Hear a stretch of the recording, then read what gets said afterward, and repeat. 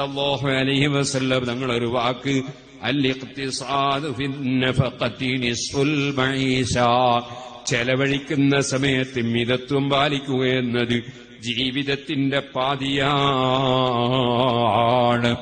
എപ്പോഴും ചെലവഴിക്കുമ്പോൾ ശ്രദ്ധിച്ചേ ചെലവഴിക്കാവൂ. ചില ആളുകളിൽ ചെലവഴിക്കുന്നതിന് മടിയുണ്ടാവില്ല. കാശ് കയ്യിലില്ലെങ്കിൽ ആരോടും കടം വാങ്ങും. പിന്നെ കുറെ ദിവസം കഴിഞ്ഞാൽ ഫോൺ എടുക്കൂല.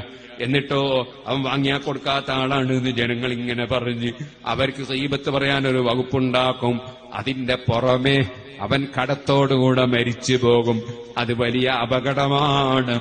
കടത്തോടുകൂടെ മരിച്ചുപോയവരുടെ കടം അവസാന കാലങ്ങളിൽ നബി സല്ലല്ലാഹു അലൈഹി വസല്ലം സ്വന്തമായി ഏറ്റെടുത്ത് വീട്ടാറുണ്ടായിരുന്നു. ആ ഒരു കഴിവും പ്രാപ്തിയും ഐശ്വര്യവും അവിടുത്തേക്ക് ലഭ്യമാകുന്നതിന് മുമ്പുള്ള കാലത്ത് ഒരാൾ മരിച്ചാൽ ഇദ്ദേഹത്തിന്റെ കടമുണ്ടോ എന്ന് ചോദിക്കും.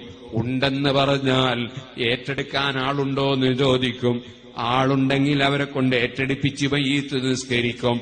ആരും ഏറ്റെടുക്കാനില്ലെങ്കിൽ നബിതങ്ങൾ മയ്യിത്ത് നിസ്കരിക്കാതെ മാറി നിൽക്കും.